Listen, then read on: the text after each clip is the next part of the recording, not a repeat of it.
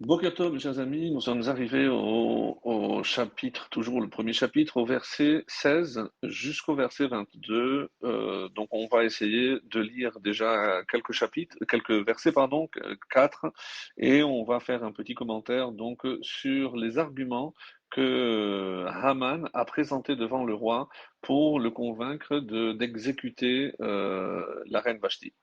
Il est dit alors Memucan, on part du principe que Memucan, c'était Haman, dit en présence du roi et des seigneurs, ce n'est pas envers le roi seul que la reine Vashti a commis une faute, mais envers tous les seigneurs et tous les peuples de toutes les provinces du roi Cyrus.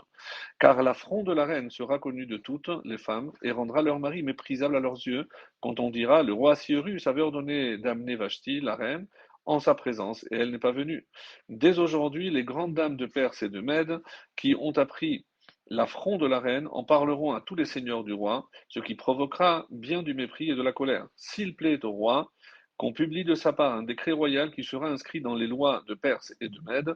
irrévocable, interdisant à Vashti de paraître devant lui, ce qu'il donne et qu'il donne sa royauté à une autre femme meilleure qu'elle. L'ordonnance que prendra le roi sera connue dans tout son royaume qui est grand. Alors toutes les femmes rendront honneur à leur mari, depuis le plus grand jusqu'au plus petit. Donc là, on voit derrière ces propos qui sont évidemment augmentés par le Midrash Rabbah sur Esther, que les arguments utilisés par Memucan, qui porte aussi le nom, comme on l'a expliqué, c'est Haman,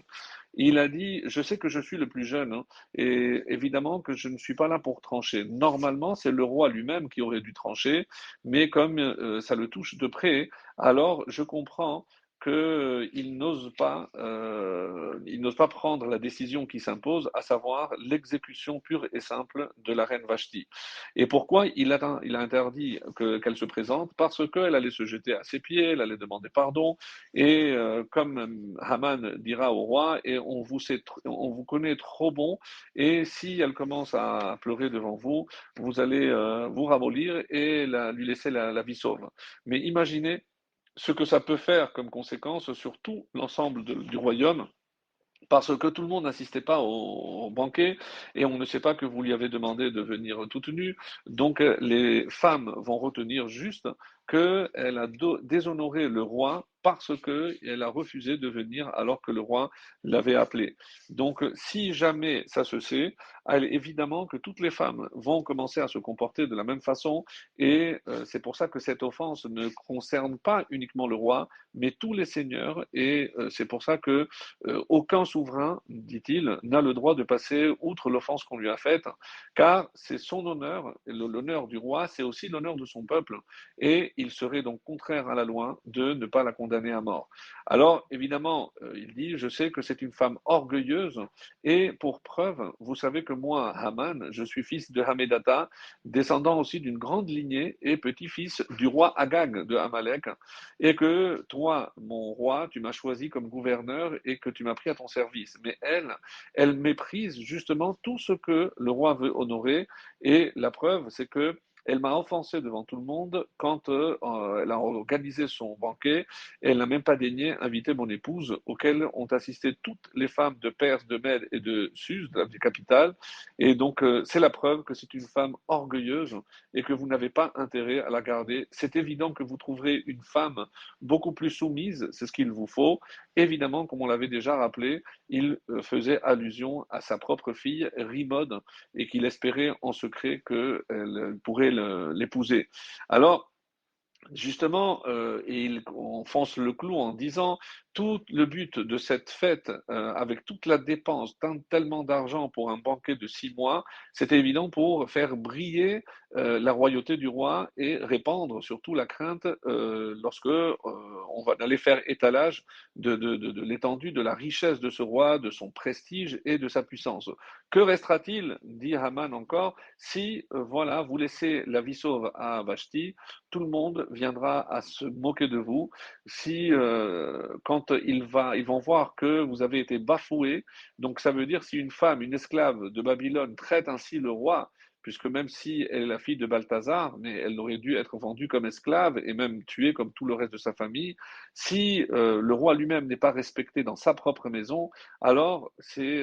pourquoi on va craindre un tel roi, pourquoi un tel homme devrait-il nous gouverner? Et malheureusement, ce que je prévois, c'est qu'ils vont se révolter contre le roi à cause d'elle. Donc, ce n'est pas possible ni de patienter, ni de chercher un moyen de la sauver, sous peine justement de provoquer des catastrophes, des révoltes dans le royaume. Il faut être tranchant et il faut prendre la situation en main tout de suite. Alors, c'est pour ça qu'il ne faut pas la laisser vivante, parce que cela aussi risque de semer la confusion dans le royaume. Maintenant qu'on a toutes les épouses vont mépriser leur mari, elles diront peut-être, vous croyez-vous plus grand que le Seigneur, le roi Assuérus, qui, même lorsqu'il a envoyé chercher Vashti, elle a refusé de venir, donc ne venez pas vous plaindre maintenant. Personne va se soucier de connaître les vraies raisons de sa désobéissance, ils vont juste retenir que vous lui avez laissé la vie sauve alors qu'elle vous a bafoué en public.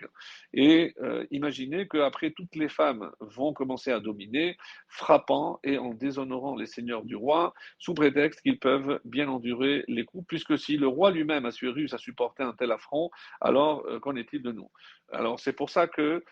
Vashti, il faut réfléchir, va causer un tel préjudice à votre royaume, alors c'est pour ça qu'il faut prendre des mesures pour que l'affaire ne s'ébruite pas, et c'est pour ça que Haman va prendre toutes les précautions en précisant que il faut exécuter Vashti, mais ça ne suffit pas. Il faut envoyer aussi des lettres pour que ta prochaine épouse, elle va t'honorer non seulement comme il se doit, mais encore davantage en voyant que tu n'as pas hésité à exécuter la femme de ta jeunesse pour désobéissance, forcément elle sera soumise, elle sera meilleure, même si elle n'est pas fille de roi. Évidemment, il pensait toujours à sa fille Rimod, avant son exécution, je te conseille justement de promener Vashti dans toute la ville pour que,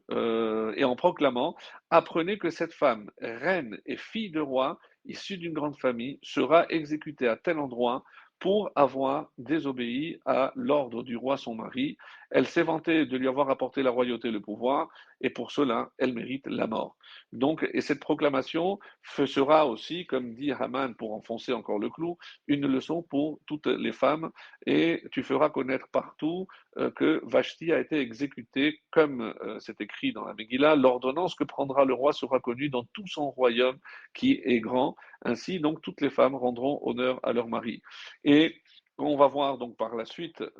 dans ce même chapitre, que Haman,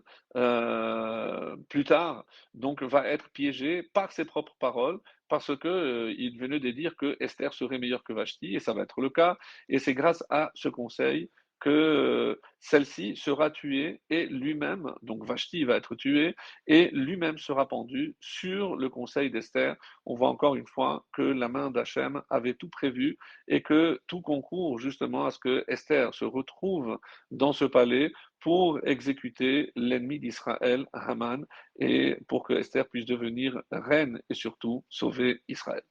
Voilà mes chers amis, à très bientôt pour la suite.